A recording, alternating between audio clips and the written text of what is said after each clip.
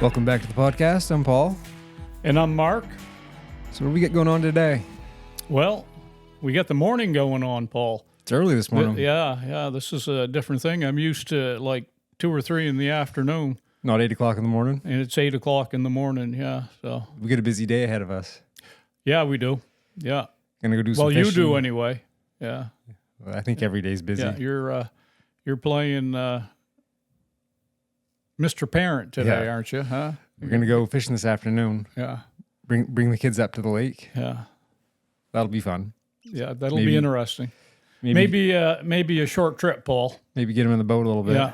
Yeah. 3, 7, and 9. It may be a short trip out there. It'll be interesting anyway. Yeah. So what's that? It's been a while since it's been a couple weeks since we've done Since the last podcast. Yeah. Life is busy.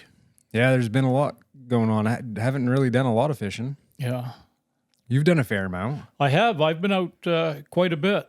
And, I spend a lot of time on the water, which is what I do in the springtime. Yeah.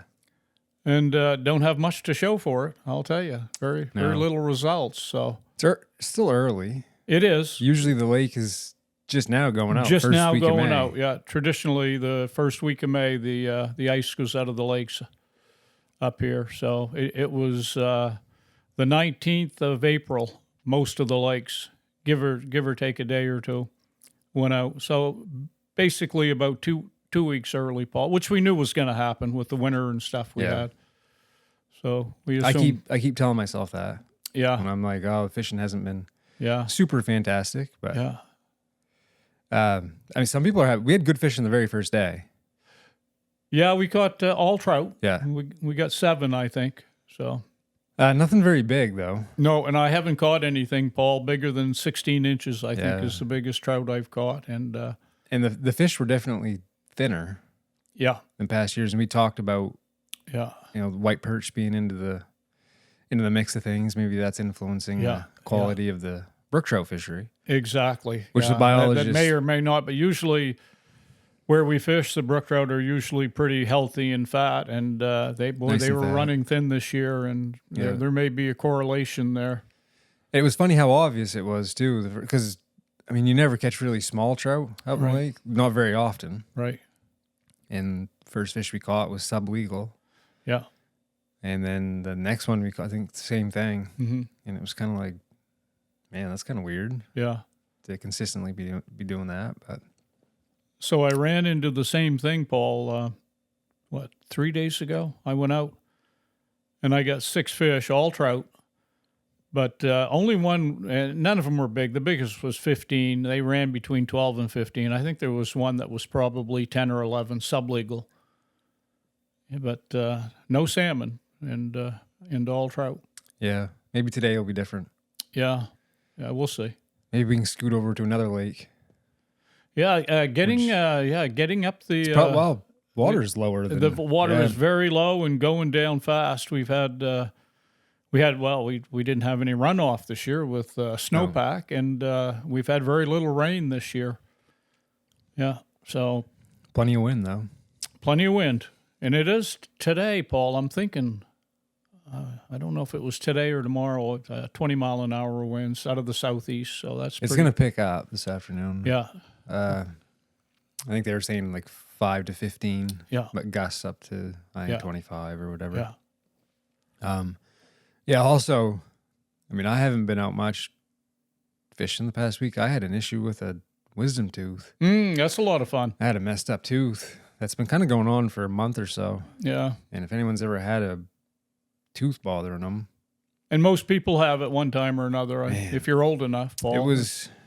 I dealt with it for a couple months. Didn't really tell anyone. I was like, No. I can Ride schedule it a out. dentist appointment. Yeah. It's hard to get into a dentist right now too.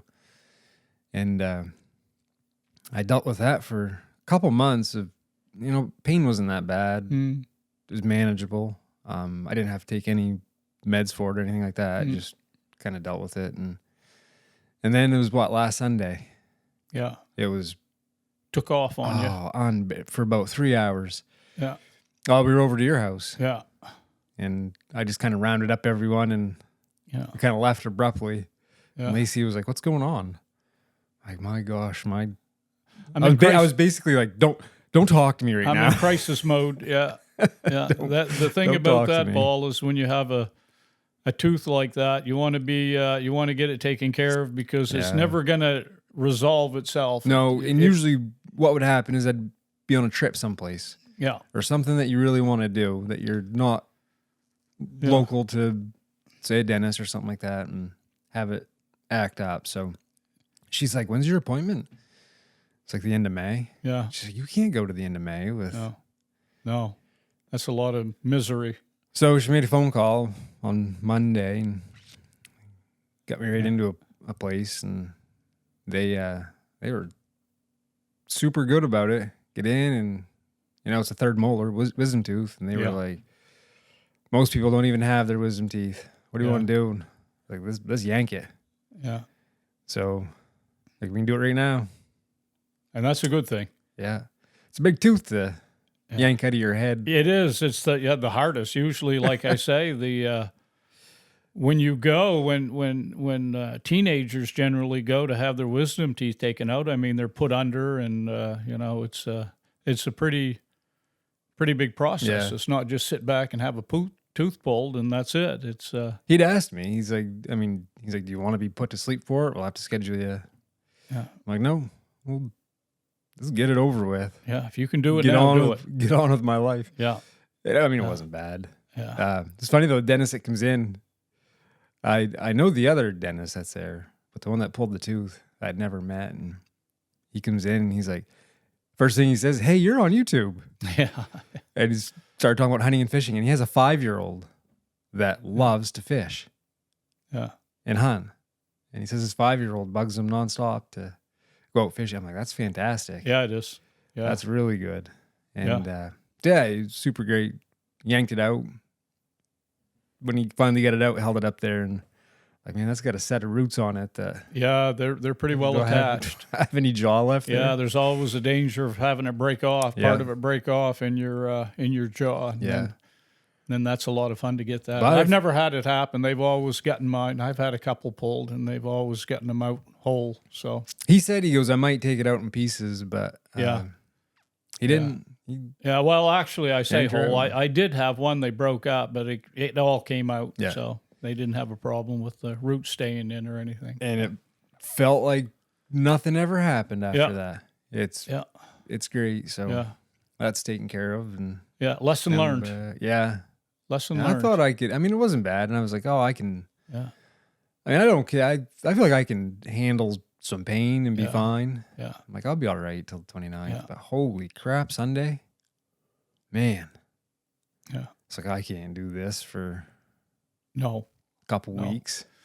That's one of my deer hunting stories, Paul, and you know it from years ago. Getting up to deer camp the very first morning, and we're 60 miles back in the woods.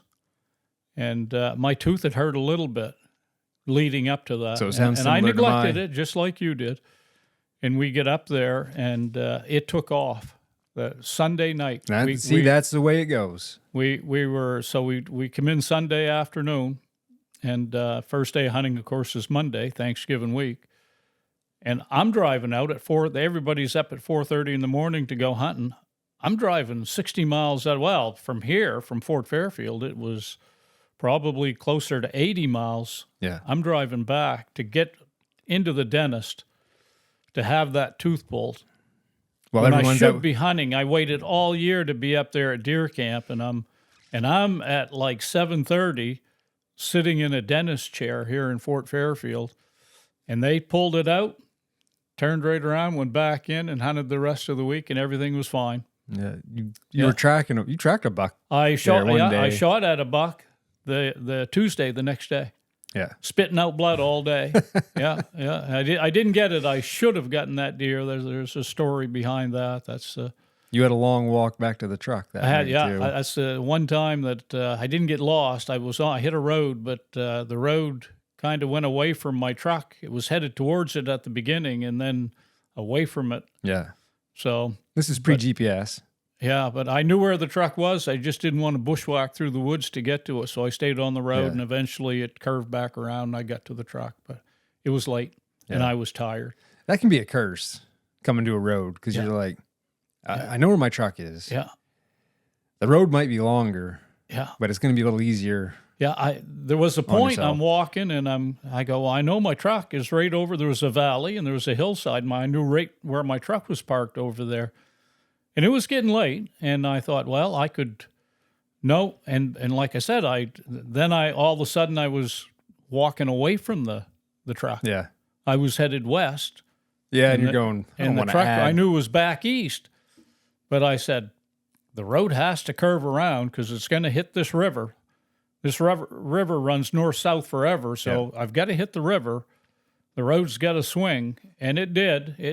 But I walked way east again. I walked away from the truck west and then hit another road that connected and walked. But like I say, it was a long walk, and I was tired from tracking, and I didn't need the extra miles. No. So. And it's funny, if you're tracking a buck and you're not pushing them, they're not trying to ditch you, oftentimes it can be not too bad walking.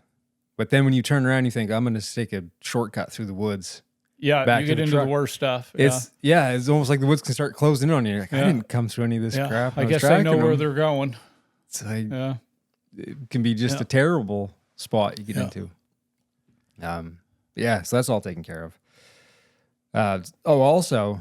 We'll do a little update on CWD because we did an episode on chronic wasting disease, kind of, what it is, what kind of disease it is, and the ins and outs of it. And you'd come across an article of, because right now there's no evidence of CWD spreading from. So the phrase we were looking for the other day, Paul, was correlation doesn't always mean causation. When I got home, that was the phrase, that one word, correlation. Yeah, when I get home, it popped. Actually, driving home from the restaurant, it popped in my head. I just thought of it right now. Yeah, correlation doesn't imply causation. Yeah. And what it was about, I think it was a couple case studies from 2022 where a couple guys came down with a variant of Creutzfeldt-Jacobs disease, and they both were hunters that had consumed or had handled a deer with CWD. Mm-hmm.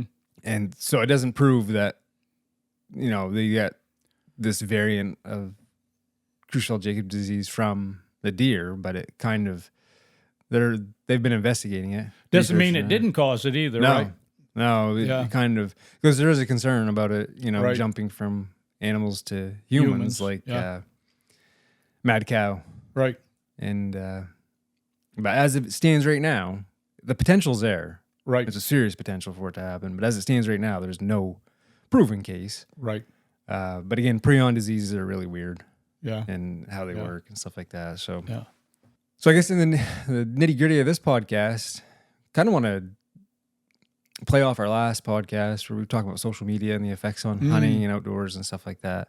And I wanted to bring it up in that podcast, but I didn't, because I was like, that could be a whole topic for another one. And no one mentioned it in the comments, but you get this term, and I'm sure people have heard of it, FOMO, fear of missing out. And it's really a term that's come about the past 20 years. I think early 2000s is when fear of missing out, that term was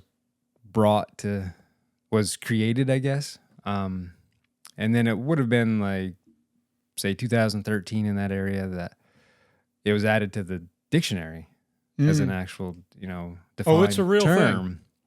And I think it's always existed. Oh, it's for sure. They didn't have a phrase for it, but no. So social media has amplified that fear of missing out. Yep. And really, so what fear of missing out is, there's two parts to it. The first is a perception, that you're seeing someone be successful at something or doing something that's enjoyable, and they want to, partake in it. They're not partaking in it. And so you have this perception of someone else doing something enjoyable that you want to partake in. And then the second part of it is, it's a behavioral part where you do something to try to be part of that, whatever it is that you feel like you're missing out on. And sometimes it can be maladaptive. So it might create some anxiety, anger, frustration, stuff like that. We constantly start perseverating on whatever the activity is that, you know, you kind of want to be part of. And like I said, social media has really amplified that. But I think it's something that's always occurred, especially with hunters and fishermen. And so back in the day, prior to social media, you know, everyone finds out real quick when someone shoots a big buck or has caught a trophy fish or something like that, or is catching a lot of fish. And it can kind of, you know, so back in the day, it could kind of make you feel like, you know, what am I doing wrong? Or maybe, you know, and you see this a lot in the hunting community.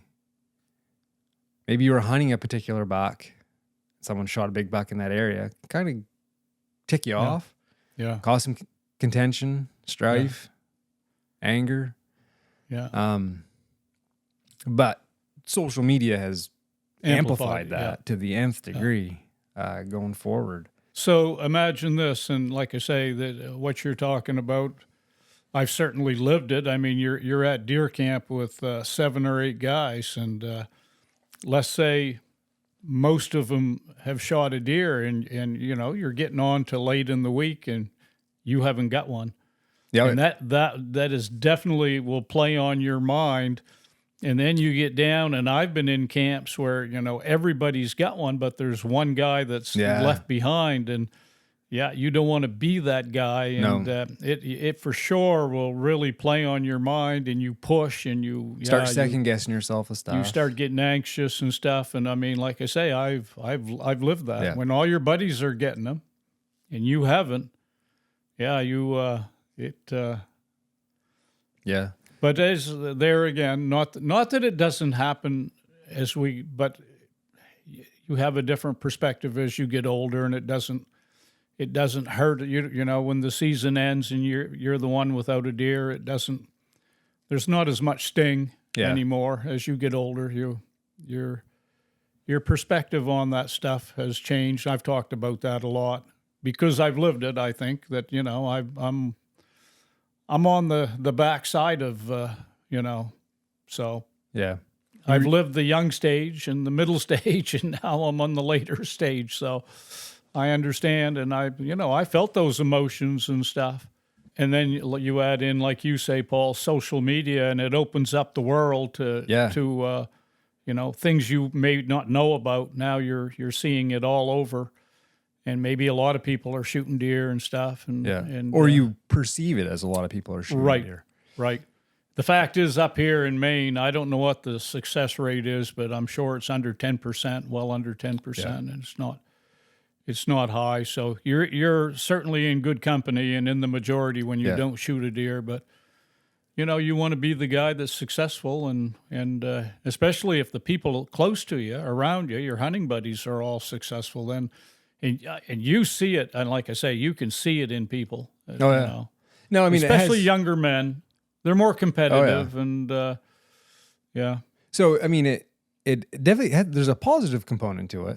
And I think hard. Back in the day, that was more pronounced than it is now, because back in the day, so you talk about deer camp, when people start shooting deer, especially first couple of days, I get excited.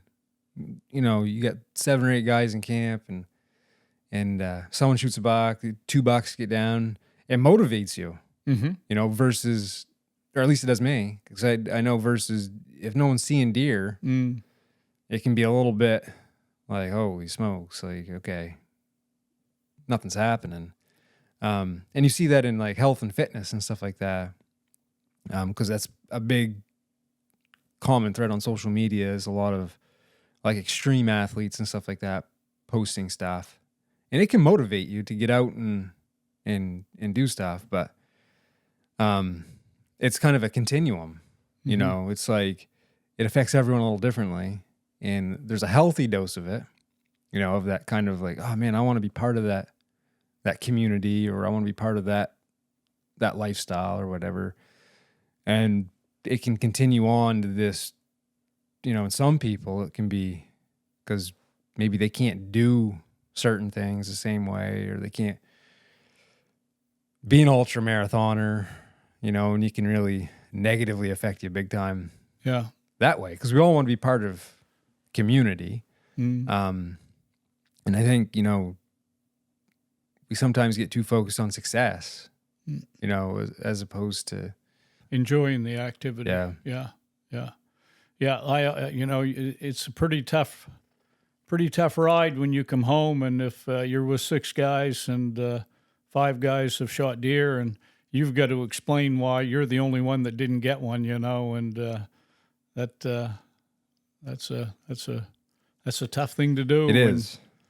It's like I say, especially I think for younger men, they're more competitive, and they maybe have a little larger egos or whatever. And it's a shot to the ego, and Yeah. so So if we go to like social media now, so back in the day, it was probably your group of guys or your local community talking about, big fish or big bucks being shot.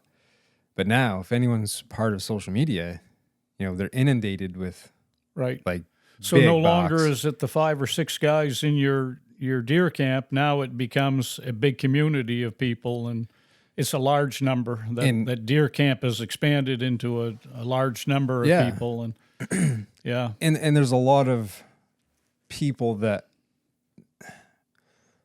have built a community based on their successes of like shooting trophies. Mm-hmm. And I mean, there's good and bad with that, but if someone takes it at face value and feels like they need to be shooting, big bucks year after year after year, or always catching the biggest fish, and you want to be part of that club or whatever, that is, to get into that club you got to shoot certain sized deer or whatever. It creates, it's like, what measures will you go to shoot something like that? If it's mentally affecting someone, like they start perseverating on wanting to be part of that, whatever community it is, then you can break into, and this is where the behavioral part of it comes, and it's maladaptive behaviors, such as, you're perseverating on that one thing, and, you start sacrificing work, your family, breaking the law, breaking the law. How far will you go to be successful? And if you're not being successful, you start pushing the envelope with things. Yeah. And the deal is nowadays, and we talked about it last time, is a lot of the stuff that you see is someone's edited life. Right. Right. There's a lot of it's stuff not reality that's being left out, and it's easy to kind of shelve that and see all the success that's being thrown in front of you. Yeah. And knowing that, everyone's circumstances are different. And sometimes there's a little luck involved, sometimes different opportunities. Mm-hmm. There's different things at play. Yeah. And so I think, and if you look at when this term was defined, it was defined around the time that social media was really taking off. So it would have been late 90s that social media was really generated. Yeah. And then you start getting into early 2000s, 2010, where social media was becoming more and more a part of people's lives, more of a mainstay of people's lives. And when I was thinking about this podcast too, I was thinking about my generation, how my generation's kind of unique in that I know both sides. Like I grew up, it's weird when you're younger, when you're a kid, your brain's, they call it plastic, but your brain's quite malleable. You're learning, frontal lobe isn't developed, stuff like that. Your decision making isn't that great. And you're really influenced easily as a kid. And so I grew up from basically the advent of internet, really, no social media, no phones, to those becoming a mainstay at around my 20s, in that area when things are really, so it's like I've got a unique, the kids nowadays don't know what life is like without that stuff. And for older people like you know what life is like without it, but when it comes about, you're so set in who you are as an individual that it's like, Yeah, I'm not like, It's like we've talked about that. it's I'm not not that on big of a- social media. Yeah, it's not. I've looked at my wife and she doesn't do, she does very little Facebook and stuff, but I have looked at it and stuff. But her Facebook is really guarded and stuff. It's not open to a lot of, and she doesn't use it a lot. So. Yeah. No, and I don't want my life isn't particularly interesting.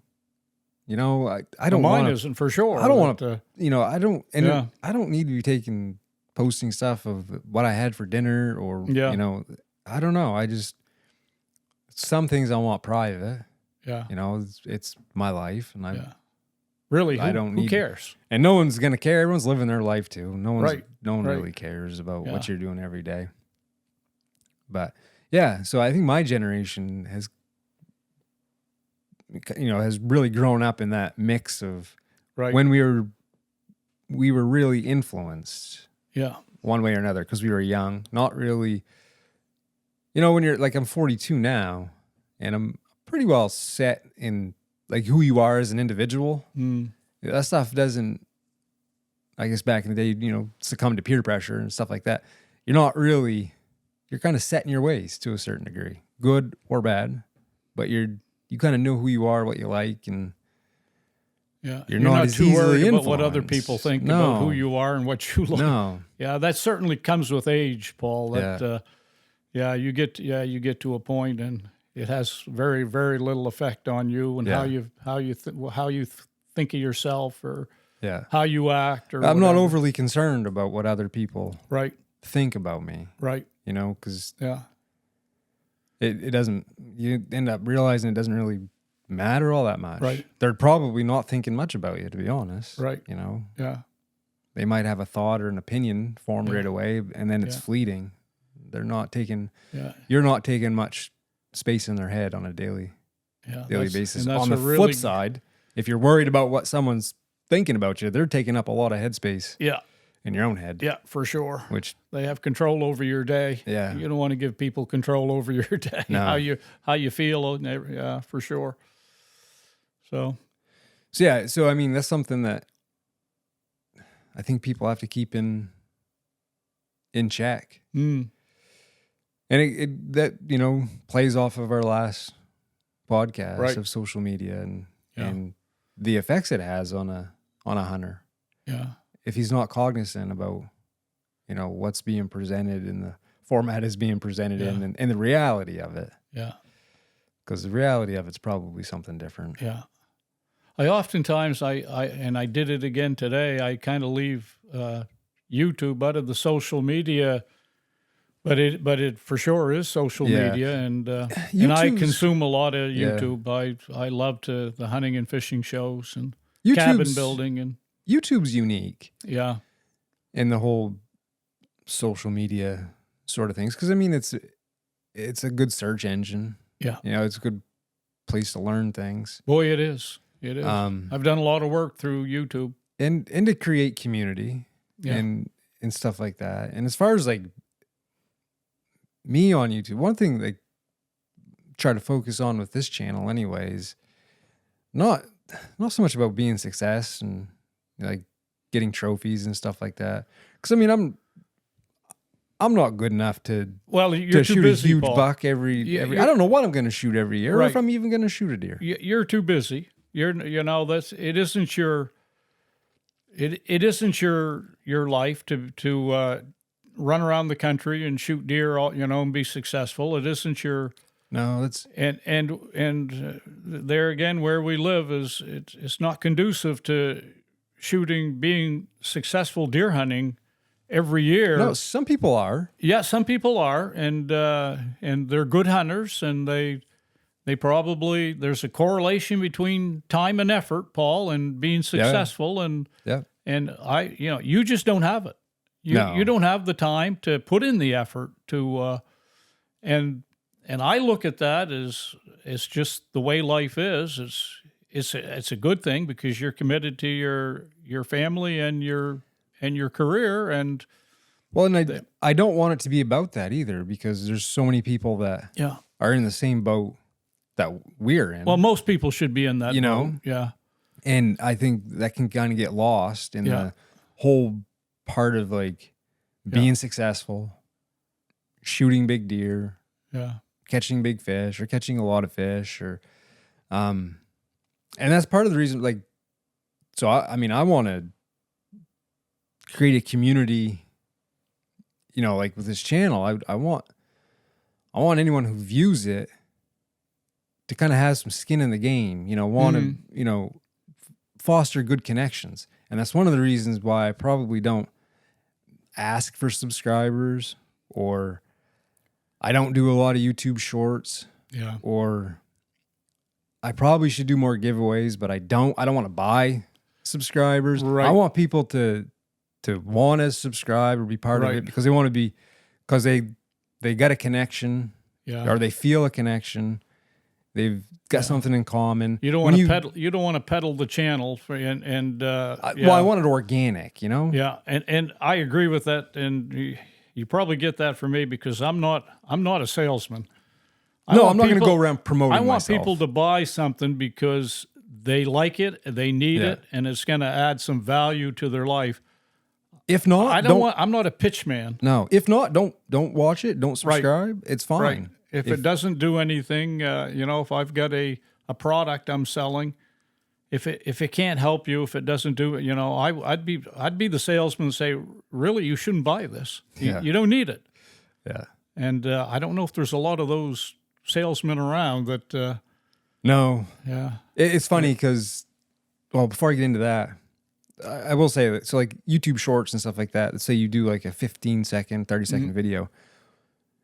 Someone who subscribes from that is not the same as a subscriber that subscribes from like a podcast where they sat down and sat with you for an hour, and listened to you ramble. They know something about you. There's a different level of a connectivity. So a subscriber from a short who saw you maybe catch a fish is completely different than someone who, you know, had watched something for an hour, sat with you talking about or listening to you talk about sometimes random stuff like this right now. Yeah. Or having your tooth pulled. Right? Real life stuff. Paul. Yeah. But so that's why every now and then I'll do a short because I enjoy editing and playing around with that stuff.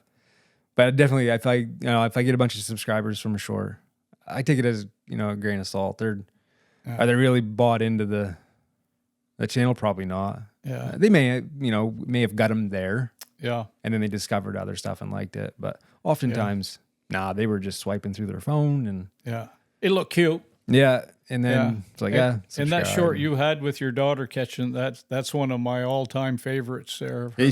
Her mouth was, she was grinning ear to ear. That was a classic, you know. Of course, I'm a little bit biased because it's my granddaughter, but I still think that was the cutest little video. So you talk about salesmen and stuff like that, and last night we went to the circus with the kids. That's not my thing. I'm not. But sometimes we make the sacrifice for the family. Yeah. So I'm take one there. for the team. I do a lot of people watching. Yeah. So we were in intermission, and I'm sitting there looking around the arena, and I was sitting there thinking, my gosh, the whole thing is set up to get as much money out of your pocket. Well, that's life today. But it's just so, like, we hit intermission, the bounce houses go up, all the concession stands are face open. Painting, the camel riding, camel rides, pony rides. You got some of the performers down there. You go take a picture with them. Yeah, you got to pay to have a picture taken, and they use your phone. Yeah. And I'm going, man, this whole thing is just all of the junk toys and stuff. They just and I look around at all the stuff that's purchased. Yeah. Like, holy smokes, a lot of money is spent. So, I mean, like I say, that is in all aspects of our society. My wife just purchased a phone, and I mean, by the time we walk out, we get $200 in cords and I know screen protectors. They're good. And it's like that's where they make their money. It's like, you know, they and I knew that was going to happen because I know the drill. I know the drill, and I have a very hard time with the drill. And yeah, it seems like, and we've talked about this before, I shouldn't beat this drum too much, but the world is set to separate you with from your money as much as possible, you know. So I go in, I had a set amount of cash on me. When it's gone, it's gone. Yeah. There's no more. Yeah. So at the end of it there, one of the kids wanted, I don't know, cotton candy or something like that. They're like, do you have $1 more? I'm like, I'm all out. Yeah. That's it. Yeah. We've got enough. Yeah. We've got enough stuff for the night. Yeah. It's they were good with that. But you know, in dealing with money, and I don't think much of America is very good with it, but you have to be very disciplined. Oh, you do. You have to be very disciplined. You have to be very intentional. Yeah, intentional. And I don't think well, our government's not good at it. No, they've taught, you're right. Yeah, for sure. They're the worst ones of all. Yeah.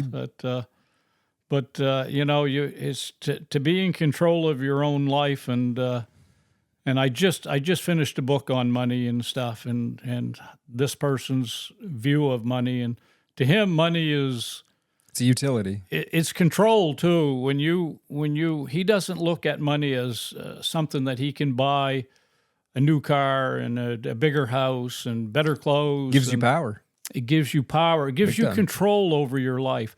Gives you control over your time. Yep. You control your time. You can do what you want, when you want, where you want, with who you want. And I hate to say it, it influences other people. It does. It does have a big influence, but on a personal level, like I say, it gives you freedom. It's the ticket to freedom. Yep. And if I had to talk to young people about that, is, you know, savings is the gap between your ego and your income. Yep. And if you start saving at a young age, you will have the freedom to do what you want and make your own decisions. Yeah. Somebody else isn't making them for you. No. So and I think we've lost that. And you look at statistics and stuff about how much people have saved, the average American, and it's not good. And they have the household debt is through the roof. And yep. And I've talked about it. I'm not a rich man, but I can do what I want to do now. My time is my decision. Yep. My time, what I do when I wake up in the morning is, somebody doesn't decide that beyond Narda, my wife. Nobody else decides that for me. No. And now we're getting into a economic. See that? We go from medical, throwing some hunting. Yeah. Somehow get the circus in there. Now we're giving, I guess we're giving financial advice, which don't take financial like advice. Like I say, from I me. just finished, and it was my mom gave it to me. My 90-year-old mom gave it to me, and she's savvy with money. She is super intelligent with money and life and the effects of money on one's life. And, I'm gonna, when I get done, I get a couple more pages to read, Paul. I'm gonna give that book to you. You'll find it interesting. It's hard because we're in a society where I think a lot of financial decisions are based on what other people's perceptions are of you. That's right? in the book. And yes, I can remember when I bought I like to consider myself pretty well separated from that. Like I don't care. Yeah, right. Like about. That's a good place to be. I want to do what don't keep I up with feel the like Joneses. I need to do. Yeah. I'm probably have gone too far the other way where I kind of buck the system a little more. Where everyone's doing something, I'm not going to do it. Right. And I can remember when I bought my first new pickup. Not that I needed a pickup, and biggest waste of money, right? Yeah. New vehicle. Yeah, it's a poor investment. And unless you buy a Toyota. Yeah. Which I don't think I've lost any money on my pickup. That's a story for another time. There's 6 in our immediate family. We all drive Toyotas, and we're all happy with it. And so, geez, the my wife's your wife's is 10 years old. Yeah, and what people will pay for that used Toyota is insane. Yeah, but anyway, that's a story for another time. Yeah, but I remember I bought my first new pickup. After about a week, I was like, "This ain't so great." Yeah, it was when the newness wore off. A week or two. Yeah. I was like, yeah, this is... So I ended up, because I had issues with that, dumped that truck, bought the Toyota. Yeah. And I plan on, I'm like, I'll drive that till the wheels fall off it. And then we'll put them back on and drive it some more, Paul. And it's not just that. Technology has changed so much. Yeah. I don't know what I would buy for a new pickup as it stands right now. Yeah. I'm a basic guy, and I got a basic truck, and I like that because there's less to go wrong with it, and simple. You know, I get simple is good. I got a naturally aspirated V8 that's proven to last a long time. Yeah. I don't want to get into the twin turbocharged V6, yada yada yada. Yeah. And my concern that pops in my head all the time is, what if I'm 60 miles in the woods? I don't want to deal with my truck not starting. Yeah. And that came up at work. One of the guys has a new pickup, a lot of electronics. Just wouldn't start one morning. Brand new. Just wouldn't start. Yeah. Something electrical was going on. Right. And he said, he's like, man, what if I was up deer hunting? Came out of the woods. Yeah. And he was, I can't jump it because it's not, it just wouldn't start. Yeah. Well, we'll probably won't go too much further, but if I had to tell the young people, you know, live below your means, you know. Yeah. Spend less money than you make. Yep. Yeah. Pay yourself first. My dad always said that. First person you need to pay is yourself. Yeah. Beyond that, you need to be generous too. You want to give, whether it be to a church or to charities or whatever. You want to be a giving person. I believe that has a lot to do with how well you'll prosper and it changes your mindset too. Yeah, yeah. So I'll add that in there. My wife and I are intentional about that, making sure that we give. So yeah, you control your finances. Your finances don't control you. Right, and I control my life now. Yeah. Like I said, I hunted deer 22 days last year. I can do, and I retired. How'd that work out for you? Well, I had a great time. Time. That's the important part. I get to spend it with a good friend of mine. So it was a great time and no regrets. No, I wasn't successful, but no regrets. I'll do it again this year as much as possible. I may hunt more than 22 days this year. So, like I say, I was a young man when I could make those choices on my own, and it's been 9 years now since I've been retired. And there's no regrets there either. You know, holy smokes, that goes by fast. Yeah, 2015 September. So September 2024 will be 9 years this year. Yeah. So you didn't have any fear of missing out last year? Yeah, you know, like I say, as you get older, Paul, your perspective change. I've talked about that a lot, and that's one of the advantages. Now, there's not a lot of advantages of growing older, but and I won't say getting old, just growing older. Is you've experienced a lot of different things in your life, and believe me, I have experienced the fear of missing out.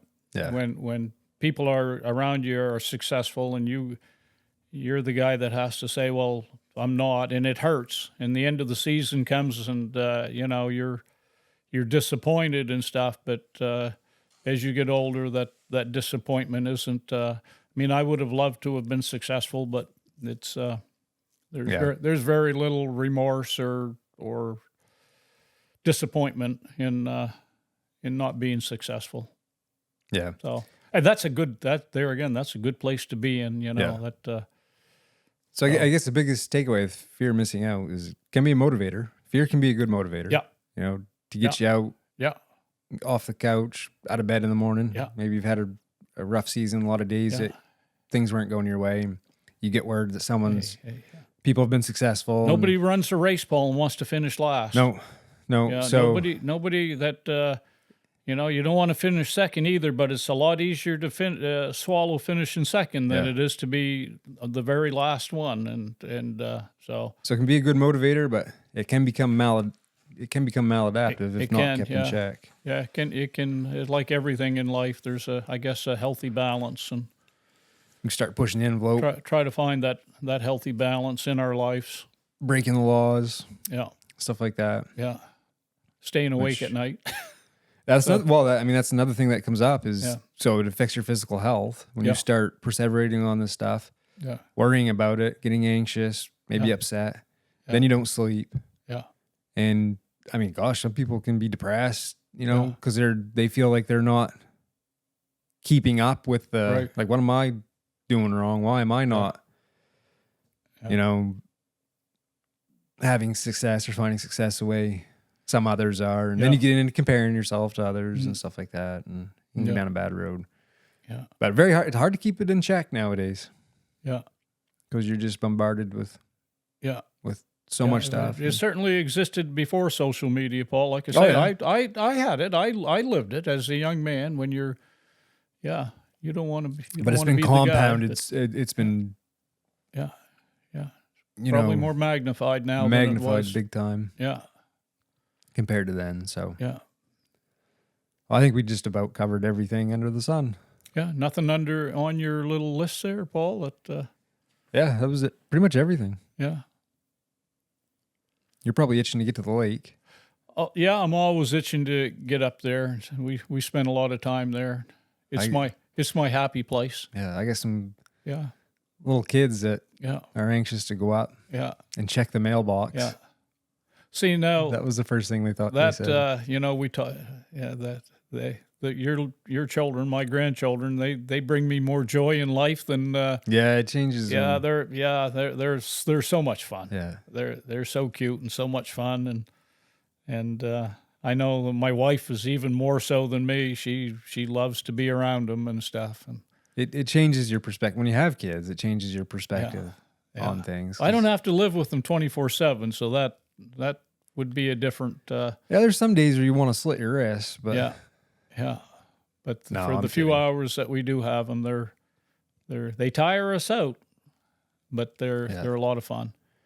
They're a lot of energy and a lot of smiles. Yeah, because if you think about what we did yesterday, they're happy most of the time. So yesterday was Annabelle's birthday. Bowling. So we went bowling, stuff like that. Cake and pizza. And then circus was in town. Yeah. So it was a fun-filled day, to say the least. Then you get home of course, we were out way too late for the kids. Yeah. Because we went to the late show at the circus. And then you get home and they're overtired and they're breaking down. Yeah. Losing their crap. Running on junk food from the entire day. Yeah. Terrible. Yeah. Terrible health day. But yeah. Yeah. And you're like, oh my God. Yeah. Did they get up early, Paul? Oh, yeah. I was out here I get up at 4:30, 5 o'clock, and I was out here getting some stuff ready at, that was 6 o'clock. Yeah. Here comes Bo up the stairs. I'm like, what are you doing up? You went to bed at like 10 o'clock last night. Yeah. Bright-eyed and bushy-tailed. Yeah. Yeah, right. You're ready to cause hate and discontent all day long. He's all boy. What can I destroy, or what can I get into? What can I bust my head open on today? Yeah. Seems to be a common theme lately. Yeah. So unfortunately, Paul, I'd like to tell you that's not going to happen very often, but the fact of the matter is it's not his last bump in the head. Holy smokes. So no, we've got a big window in our living room. There's like, the window goes from floor to ceiling. There's a windowsill right on the floor. And he's 100 miles an hour everywhere. And not looking forward, but looking back. Yeah, he's on the tear. Yeah. So he finished supper, runs in the other room, and I just hear, he just ran around the corner. I just hear a thwack. Yeah. Like, oh my God. And I hear Lydia go, Bo, what did you do? And I walk around the corner. So mind you, this is what, 5 seconds? If that? I go around the corner and he looks at me and looks like he's got a golf ball underneath his skin on his forehead. And I'm like, instantly. Can you show that photo on? Maybe I'll put it up. Yeah. He wasn't crying that hard, which also had me concerned because I'm like, is there something more serious? Yeah. He hit it so hard, he's beyond the crying stage. He's knocked out for crying out loud. I'm like, first thing I do is I pull my finger up and can you follow my finger? Yeah. And his eyes were tracking fine. And he was whimpering and he'd gone into that windowsill, and I'm usually not too urgent to run over to the doctor. Yeah. But I'm like, man, I hope he didn't crack his skull open. Yeah, he hit it hard. Yeah.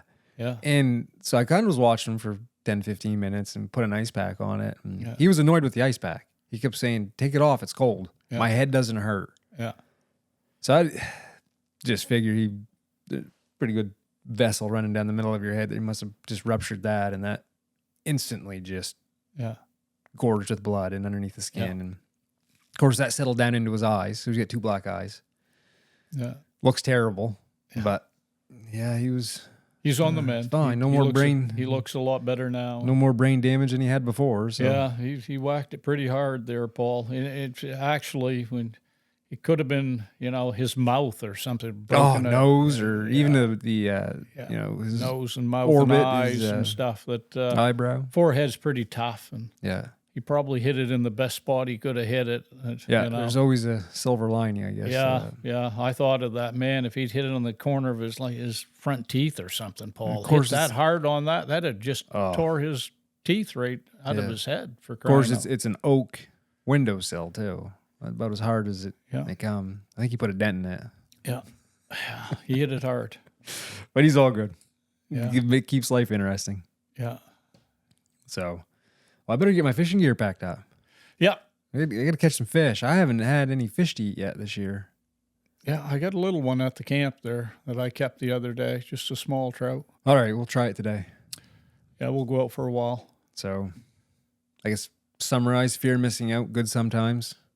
Yeah. Bad if it gets out of control. Yeah. That's today's takeaway. Yeah. Anything else? No, that's it. That's about it, Paul. Alrighty. So.